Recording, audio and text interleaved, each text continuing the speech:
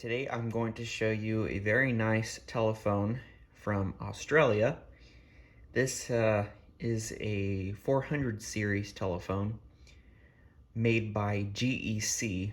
So this telephone was made in England, and they have their own patent for that.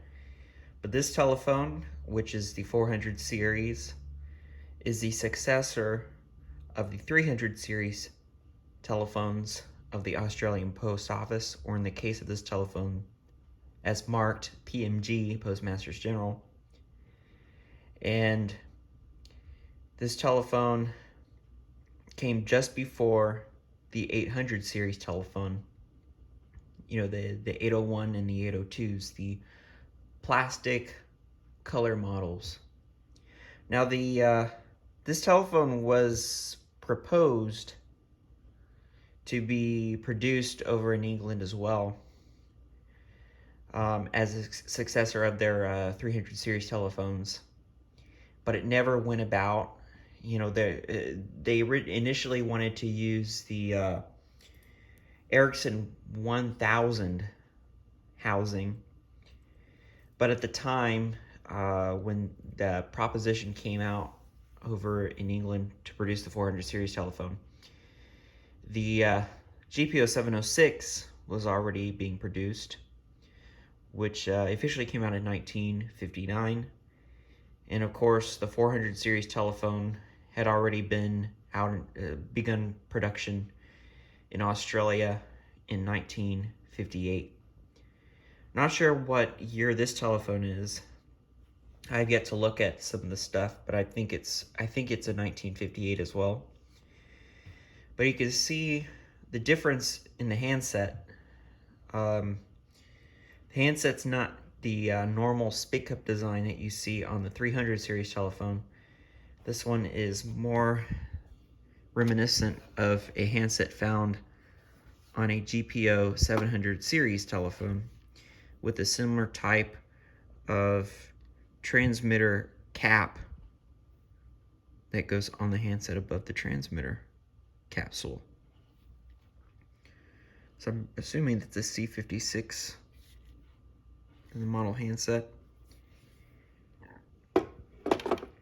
Interesting story about this telephone.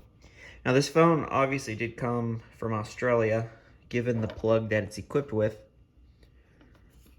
but the seller on eBay had said, well, this telephone came from Alabama, specifically Gadsden. So the seller said that this telephone was taken out of the former Goodyear tire factory in Gadsden, Alabama. So I'm assuming that it wasn't used there because it was, used the Australian plug, so maybe it was display or something in an office or such. So that's where it came out of. That's the last place it was before this phone was put up for sale on eBay.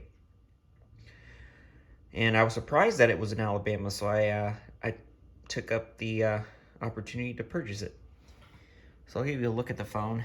You can see that it's equipped with an earthing button, even though it's stuck at the down position. So I'm gonna have to take that out and do some cleaning to help it spring back up again. And also the plungers aren't springing up very well here in the cradle. They only go so far, so I have to figure out how to get those fixed. But this is, of course, GEC, General Electric Company. So this telephone is going to have a separate chassis mounted in the housing. Now, the Australian Post Office model of this telephone had all the components mounted on the bottom plate. So when you take off the plate will come off, and you'll see the wiring diagram. And then you flip this over, and you'll see all the components mounted inside this housing on a separate chassis. So this phone's got a slipping cam dial. It's very, very slow right now. And it's got the nice, the black background with the, I guess they're white numbers. And it's got a black finger wheel on it. So I'm gonna have to give it some oiling, and it should be good. I wanted to show you another interesting thing. is that if you look under, so if I break this, you'll see that on the top here of the finger wheel, you see the Australian patent, and you have a number there. And on the bottom below is the British patent. So that's pretty cool. And the bakelite's really it's an immaculate shape. It still has its original. It still has its original cloth cord on the handset. I'm assuming that this cord here was replaced later because it's a vinyl cord with the lighter plug. There's no brakes in it. That way. This one is not equipped with a drawer. It's just a blank in front. And there's a look at the back. These cords are hanging out, as you can see, so I'm gonna have to figure out how to get those in.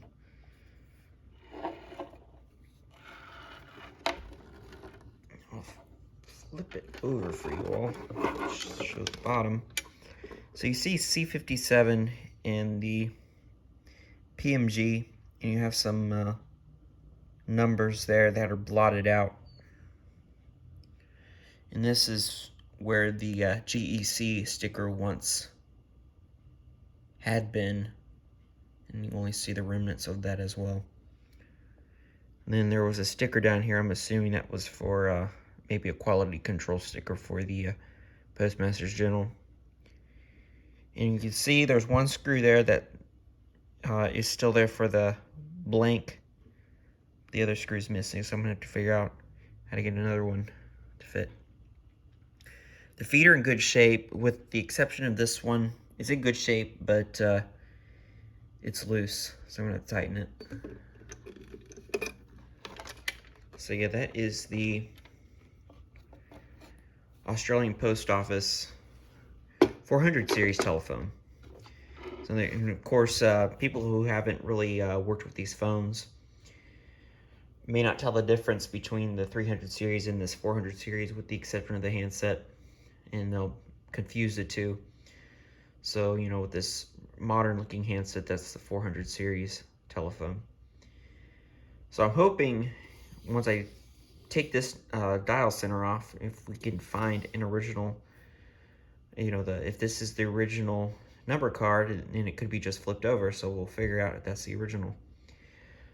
So I hope you enjoyed this video, and I will post pictures at the end of the insides of the telephone. So once I finish up this telephone, I will have a final checkout video. So I hope you enjoyed, and thank you very much for watching.